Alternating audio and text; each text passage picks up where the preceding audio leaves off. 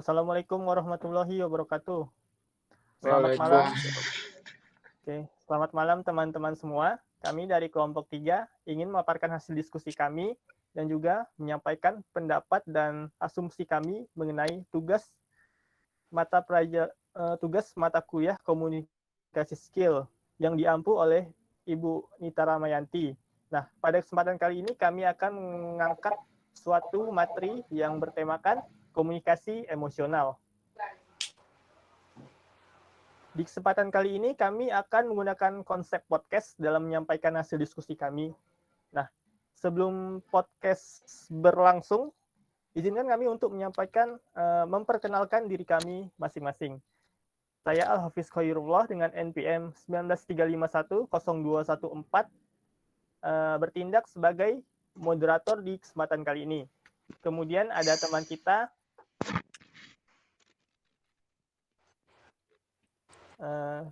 Bang Georgie Putra Bungsu dengan NPM 183510436. Oke, selamat malam Bang. Malam, Fis. Kemudian Andika Dwi Putra dengan NPM 193510217.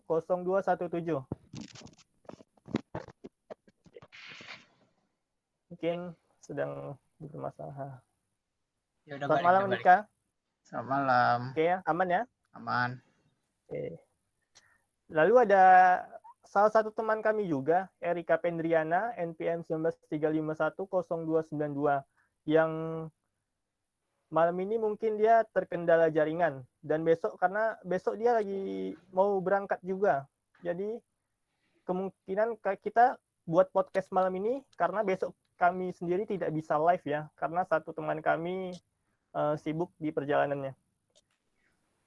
Oke, langsung saja tanpa memperpanjang waktu lagi.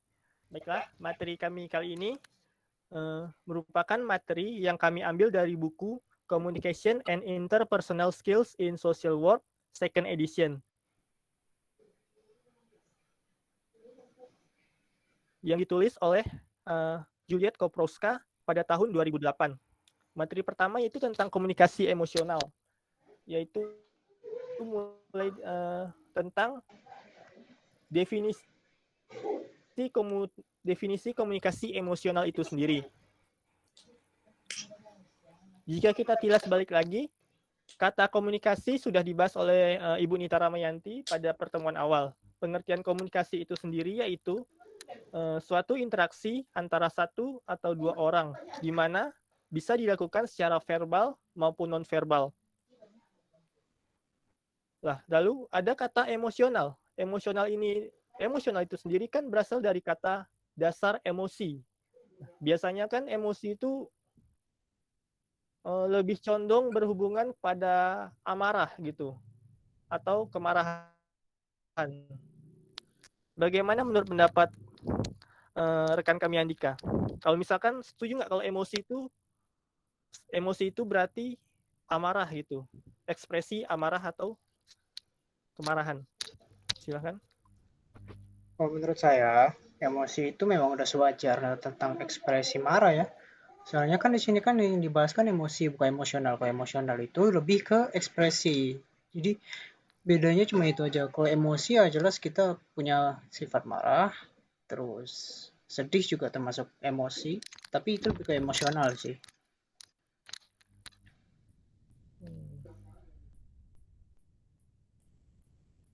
Berarti emosi itu berarti kurang lengkap lah ya. Berarti harus ditambahkan lagi yonal belakangnya. Jadi emosional gitu kan. Jadi bukan marah aja gitu. Iya, ke emosional itu kita lebih ke semua ekspresi kita masuk gitu loh. Kalau emosi Ya. ya kita lebih fokus ke marah, sedih, malah nggak ada senang-senangnya. Berarti sesuai lah dengan sebuah tesis yang dikeluarkan oleh Charles Darwin mengatakan suatu emosi itu bersifat universal gitu atau umum. Ya, karena saking kan universalnya berarti emosional itu kan banyak gitu kan, banyak sekali jenisnya gitu kan. Baik itu dilakukan oleh pria atau wanita, laki-laki atau perempuan itu pasti memiliki emosionalnya masing-masing lah gitu. Kalau dari kata universal sendiri, berarti kan setiap manusia memiliki emosionalnya masing-masing gitu kan, wanita atau pria. Kira-kira ada nggak perbedaan dari perbedaan komunikasi emosional yang dilakukan oleh laki-laki dan perempuan gitu Bang? Mungkin Bang Jordi bisa mengatakan pendapatnya. Mungkin untuk pria itu biasanya dia lebih cenderung cuek, tapi untuk perempuan sendiri mereka memiliki tata cara yang bagus gitu. Makanya untuk perempuan tersendiri itu kan kayak ini lebih suaranya sama ekspresinya itu dipakai untuk kayak lembaga-lembaga atau layanan gitu kayak pramugari, layanan kayak di contohnya kereta api, ataupun kayak layanan di penyedia jasa lah pokoknya. Pasti selalu kita dengar suara perempuan kan, karena tutur katanya yang lebih baik ketimbang laki-laki. Ya, bukan dari tutur kata aja, berarti kan istilahnya ekspresi muka gitu kan, lebih good looking lah, lebih enak dilihat daripada laki-laki gitu. Iya. Mungkin laki-laki ini kayak terlalu lebih cuek gitu. Nah gitu, berarti perempuan tuh secara mungkin tapi kalau dalam sebenarnya itu berekspresi sebenarnya tergantung orangnya juga sebenarnya. Tergantung orangnya juga ya. Iya sih. Iya. Oke, berarti kelebihan laki-laki kelebihan perempuan daripada laki-laki itu dia kalau komunikasi emosional ekspresinya mungkin ya lebih ekspresif lah gitu ya, lebih bisa mengatur. Lebih bisa mengatur lah gitu. Oke. Lalu dalam buku tersebut juga terdapat suatu pendapat dari seorang psikolog ya, Ekman tahun 2003. Nah, Bapak Ekman ini sendiri dia memberikan suatu pendapat kalau misalnya dia memberitahu kita bahwa sebenarnya tuh wajah manusia dapat membuat lebih dari 10.000 ekspresi gitu.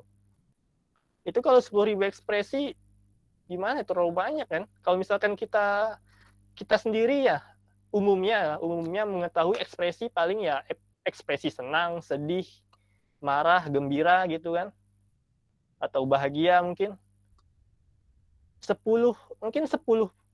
buah pun bisa dihitung lah, ini 10.000 ekspresi itu terlalu banyak gitu kan. Gimana itu pendapatnya? Mungkin yang dimaksud 10.000 ekspresi di sini mungkin nggak bisa didefinisikan gimana 10.000 itu ya. Tapi bisa kita mungkin lihat dari bentuk wajahnya, mulai dari alis, kayak bibir atau gimana gitu, yang menandakan kalau misalnya di dalam kayak misalnya nih Hafiz lagi senang, tapi sebenarnya di dalam diri Hafiz lagi sedih sebenarnya. Begitu juga contohnya Dika nih. Sebenarnya di dalam marah Dika itu, sebenarnya Dika juga ada lagi sedih gitu. Dengan ekspresi yang berbeda-beda. Mungkin itu yang dimaksud dengan 10.000 ekspresi yang orang bisa menyimpan berbagai perasaan ekspresi wajah tersebut.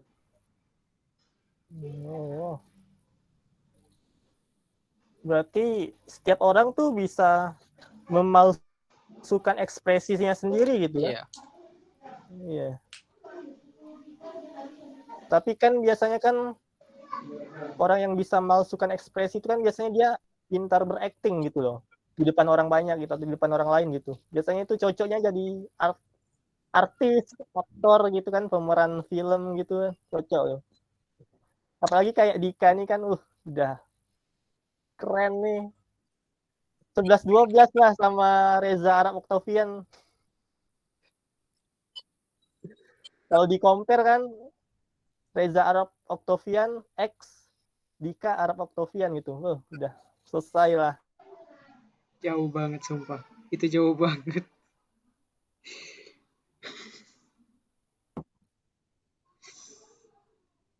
$12.000 nih. Gak ada. Intermezzo aja kali. Oke, back to topic lah ya. Nah, mengenai ekspresi wajah nih. Seorang psikolog yaitu Ekman, bernama Ekman tahun 2003, Nah, Bapak Ekman sendiri dia mengatakan kalau misalnya dia memberitahu kalau misalkan bahwa wajah manusia itu dapat membuat lebih dari 10.000 ekspresi gitu. Kalau dipikir-pikir 10.000 ekspresi itu kayaknya nggak kehitung gitu. Karena kan secara mungkin ekspresi dasar aja lah. Kalau misalkan kita tahu misalkan ekspresi senang, ekspresi sedih, marah, apalagi Mungkin di sini yang bahagia dimaksud gitu. dengan 10.000 ekspresi wajah itu sendiri bisa banyak ya didefinisikan. Mungkin saya kasih contoh aja beberapa contoh manusia gitu Ya. kan. Dia sebenarnya dia ini lagi sedih. Tapi saat dia keluar ke rumah, dia memiliki ekspresi wajah yang tidak dinampakkannya kalau dia itu sedih. Dia bersama teman-temannya lebih bahagia atau ataupun kayak ada marah. Jadi bisa berubah-ubah gitu ekspresi dia sendiri. Dia bisa menyembunyikan isi ekspresi dia sebenarnya. Mulai dari alis, seliput mata, ataupun bibir. Karena tiap orang sendiri itu memiliki ekspresi wajah yang berbeda-beda dengan mood yang berbeda-beda pula. Jadi lebih mirip ke ini ya, ke muka dua atau kayak manusia palsu gitu loh. Wajah itu wajah palsu banget gitu. Makanya dikatakan Jadi 10.000 ekspresi. jadi mungkin seseorang atau tiap orang itu dia bisa memalsukan ekspresinya lah gitu ya. Iya. Ya. Oleh sebab itu makanya itu yang dimaksud dengan 10.000 ekspresi wajah. Mungkin susah sih didefinisikan 10.000 itu bagaimana. Ya. Tapi bisa kita lihat lah kalau mungkin itu dari diri kita sendiri juga bisa berubah-ubah. Oke. Ya, yang jelas 10.000 ekspresi itu terlalu banyak untuk dibahas secara detail ya, dan itu bukan kawasan kita lah membahas gitu-gitu. Ya, kita yang gampang-gampang aja, misalkan kita mengidentifikasi nih ekspresi wajah secara universal lah, 2 aja lah. Misalkan 1 ekspresi kebahagiaan, 2 ekspresi kesedihan gitu. Nah, kalau kebahagiaan ini kan bisa dilihat gitu kan, sehari-harinya kalau misalnya seseorang itu kan terlihat dari matanya, dari mulutnya, dari gestur mukanya mungkin bisa dilihat.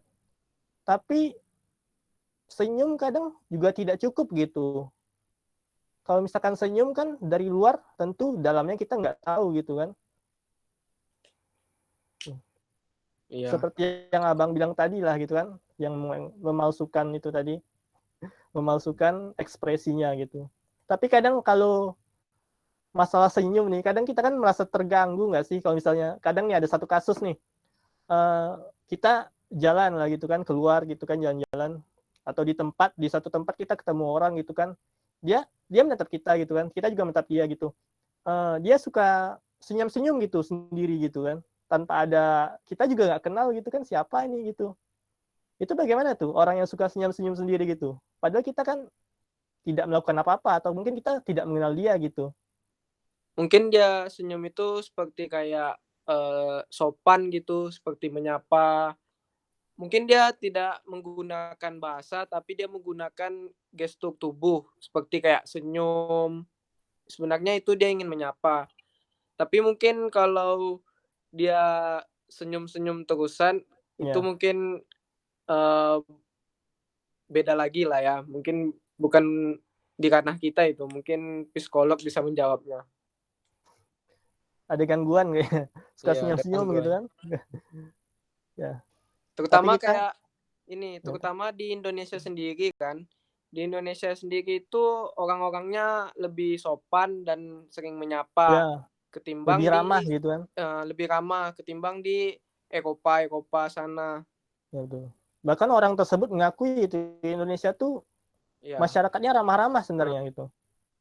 Ya saling menyapa lah gitu kan, senyum, sapa gitu kan. Ya sih. Tapi kadang kalau misalkan orang yang suka senyum-senyum juga gitu kan, senyum-senyum aja sepanjang jalan gitu kan, nggak ada suatu sebab mungkin itu beda cerita lah. Bisa diragukan lah itu ya. Tapi ya kita positive thinking aja lah ya, mungkin orang tuh menyapa gitu kan. Ya mencoba bersikap ramah lah, apalagi kalau misalkan kita datang ke tempat gitu kan ada penjual, ya pasti rata-rata orang tuh bakal ramah gitu sama kita gitu. Lalu ketika kita melihat orang tuh senyum, kita alangkah lebih baik mungkin membalas juga dengan senyuman gitu kan. Kita balas dengan senyuman juga gitu kan. Kita sapa juga orangnya, kita sapa balik gitu. Karena kan senyum itu juga suatu ibadah gitu kan. Jadi kalau misalkan orang itu senyum, kita bahas juga dengan senyum. Ibadah dibahas dengan ibadah lah gitu. Nah, dari tadi kita bahasnya bentuk komunikasi emosional dari ekspresi wajah aja gitu. Mungkin nggak ada gitu kan bentuk komunikasi emosionalnya tuh selain dari ekspresi gitu. Mungkin tindakan atau perilaku gitu. Mungkin Dik, gimana Dik? Ada, pasti ada. Mau menunjukkan ekspresi itu bukan hanya dari wajah.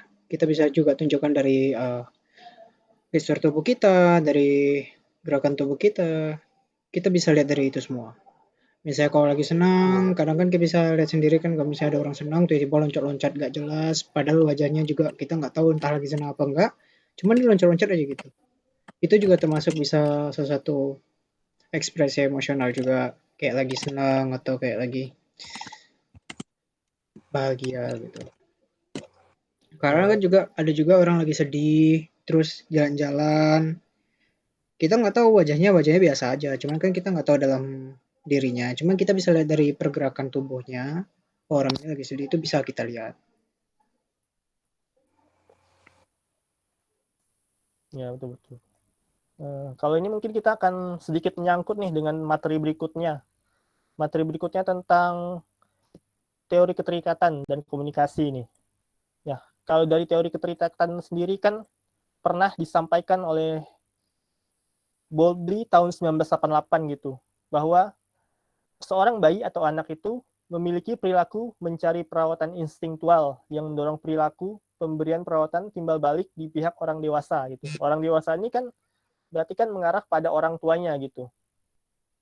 Nah, ini kan tentu ada sikap suatu perasaan atau emosional gitu kan, hubungan antara kedua orang tuanya sama anaknya gitu kan, apalagi antara anak sama ibu kandungnya gitu, di mana ibu kandungnya melahirkannya gitu kan, membesarkannya dari kecil sampai besar gitu. Iya.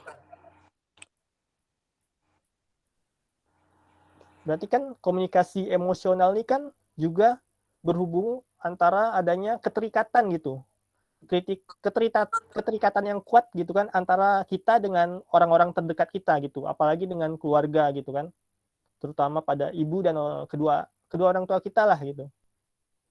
Berarti terutama mungkin itu kayak sejak bayi manusia itu instingtualnya mencari ibunya gitu.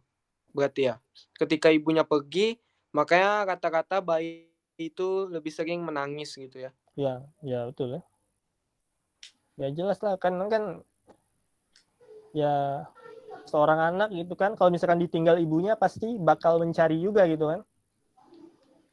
Bahkan bayi aja yang baru lahir aja langsung diberikan ke ibunya. Itu juga ada salah satu ikatan juga sih. Karena setelah dikasih ke ibunya, bayinya langsung tenang, langsung diam gitu.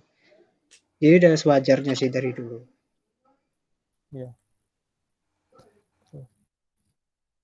Kita aja ya selain itu kan mungkin teori keterikatan lah ya di lingkungan sekitar gitu atau di lingkungan masyarakat gitu kan. Misalnya nih misalnya kita lagi sakit gitu kan, lagi sakit atau lagi tidak enak badan, kita mungkin kita yang perginya tentu ke dokter gitu kan atau ke rumah sakit. Nah, tanpa adanya dokter, perawat gitu kan atau makan rumah sakit mungkin kita sakit ya siapa gitu kan mengobatinya gitu kan. Ya kalau misalkan ya sekarang lah musim penyakit gitu kan, siapa yang bekerja gitu di lapangan gitu pasti nakes-nakes gitu kan. Tanpa adanya mereka mungkin ya masalah pandemi ini mungkin nggak selesai-selesai lah gitu. Itu juga kan termasuk teori keterikatan gitu di lingkungan sekitar atau di lingkungan masyarakat gitu kan. Ya kembali lagi juga kan kalau misalkan manusia itu juga merupakan makhluk sosial gitu. Makhluk sosial di mana setiap manusia saling membutuhkan satu sama lain. Adanya hubungan timbal balik antara satu manusia dengan manusia lainnya gitu. Oke. Mungkin ke materi berikutnya tentang regulasi emosi dan pekerjaan sosial gitu. Nah, regulasi emosi nih. Regulasi berarti kan regulasi itu berkaitan dengan aturan-aturan gitu kan. Berarti regulasi emosi itu mengenai aturan-aturan atau kiat-kiat kita untuk mengendalikan emosi kita gitu. Pasti setiap orang kadang kan memiliki apa ya, batas emosi dia gitu. Saat emosi dia sudah tinggi atau sudah mencapai batas, mungkin dia akan melampiaskannya, takutnya kan kepada orang-orang sekitar gitu kan. Karena biasanya beberapa orang gitu yang mengalami kesulitan dalam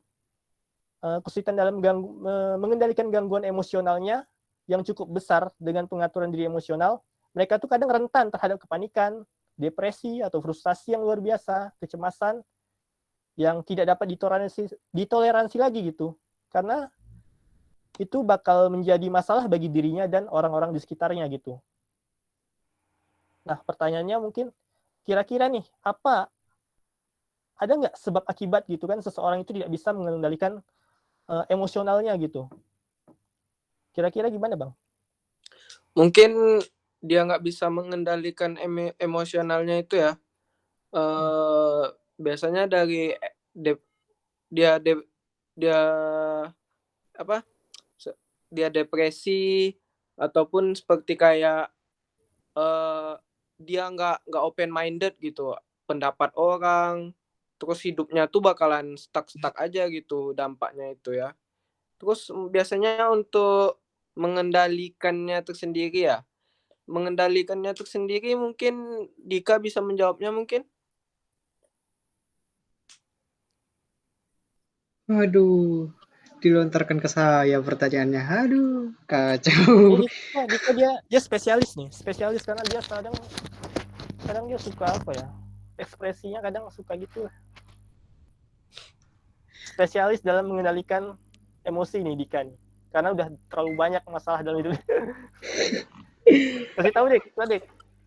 Ya, jadi itu kok pengen mengendalikan emosi itu tergantung ya, tergantung diri sendiri juga. Kadang ada juga yang pengen mengendalikan emosinya itu dengan cara, ya itu tadi, ada yang dengan cara bergaul sama tetangga, berbicara, ngobrol segala macam. Itu juga bisa menghilangkan emosi asalkan lingkungan tetangganya itu baik ya, nggak buruk. Kalau misalnya buruk, wah bisa bahaya tuh. Takutnya nanti malah tambah gelut-gelut lagi gitu kan.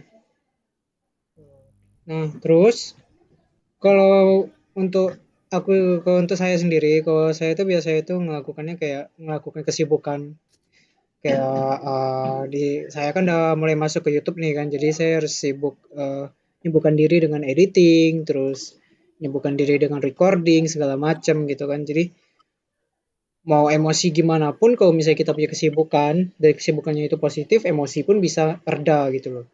Walaupun ada juga orang emosi terus dia main game malah nambah emosi itu ada banyak. Bahkan saya sendiri juga kalau main game juga dalam keadaan emosi kalau kalah bakal emosi lagi gitu kan. Cuman setelah itu Netral pasti ya. setelah itu pasti saya langsung cari Jangan main caranya solo gitu. deh. Aja main dik. Itu kontrol lagi deh. Mungkin solusi terbaiknya itu cerita sama orang yang terdekat kali ya. Iya benar. Bicara sama orang yang terpercaya gitu. Ya bisa ke orang tua, bisa ke saudara atau bisa ke teman-teman yang memang bisa dipercaya gitu loh. Tergantung teman lah. Enggak semua teman lah.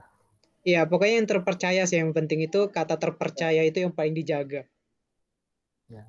Yang jelas keluarga sih. Nah, sini saya akan menjelaskan juga mungkin ya akibat pengendalian ekspresi wajah sendiri itu kan juga ada nih dalam selain depresi dan lainnya itu juga ada contohnya kayak kepanikan gitu. Kepanikan sendiri itu nggak bisa ditoleransi dengan berbicara sama orang atau melakukan kesibukan lainnya ya. Karena itu udah jadi kayak traumatik sendiri. Contohnya seperti dia waktu kecil mungkin dia sudah dilecehkan atau waktu kecil dia udah teraniaya, maka gangguan mentalnya sendiri udah kacau gitu saat dia besar nanti. Mungkin itu dia lebih ke psikiater atau psikolog untuk ngebantu dia gimananya. Tapi itu cukup lama untuk menyembuhkannya.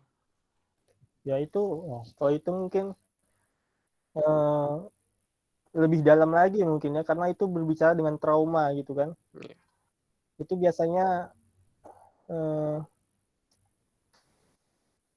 ya biasanya itu menanggulanginya bukan ya mungkin oke lah dengan keluarga kan, orang-orang terdekat dia gitu kan. Tapi mungkin kadang bakal memiliki membutuhkan ekstra tanggulasi lagi lah. Misalkan mungkin pergi ke psikiater, psikolog gitu kan. Karena yang orang-orang seperti itu mungkin biasanya mentalnya mungkin udah kena dari dia kecil lah gitu.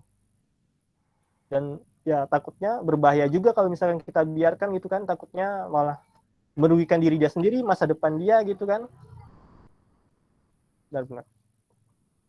Ya jadi cara mengatasi gangguan emosional mungkin berbagai macam lah ya. Ada bervariasi tergantung tiap orang itu kan eh, tiap orang kan pasti beda-beda, beda-beda kesibukan, beda-beda Tergantung kasus pada orang tersebut. ya tergantung kasusnya, tergantung kasus ya. Lalu cara mengatasinya juga kadang kan setiap orang misalkan beda-beda juga gitu. Contohnya kan contohnya nih orang-orang barat gitu kan. Kadang kita ya, suka nonton-nonton film gitu kan atau nonton-nonton cerita gitu kan. Orang-orang western gitu kan, kebiasaan atau adat dia biasanya kalau misalkan dia lagi stres gitu atau lelah atau aktivitas pekerjaan biasanya dia melakukannya dengan minum minuman keras itu atau beralkohol gitu. Nah, sementara itu kebudayaan kan. Nah, budaya orang barat kan tidak sama juga dengan kita. Kita tidak mungkin seperti itu kan. Nah, ya, ya tidak mungkin kita meniru mereka juga gitu kan. Nah, sementara mereka oke lah mungkin ya. Berarti tergantung juga budaya gitu. Budaya dan tiap orang masing-masing gitu. Mungkin di Indonesia sendiri mungkin ada ya orang kayak gitu. Tapi kembali lagi sepertinya ke orangnya masing-masing kayak. Ya. Ya, yang jelas ini disclaimer dulu ya kalau misalkan kami tidak ada menganjurkan istilahnya minuman beralkohol, kami tidak ada sama sekali ya, ini hanya mungkin edukasi saja gitu. Ya. Oke. Oke, mungkin segitu ya.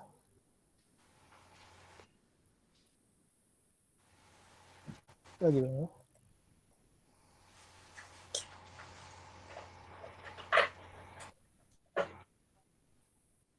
Oh ya Bang, mungkin komunikasi emosional nih kan. Kan secara verbal gitu. Ya kita mungkin nih kebanyakan kita non verbal gitu kan. Secara non verbal. Itu kalau misalkan kita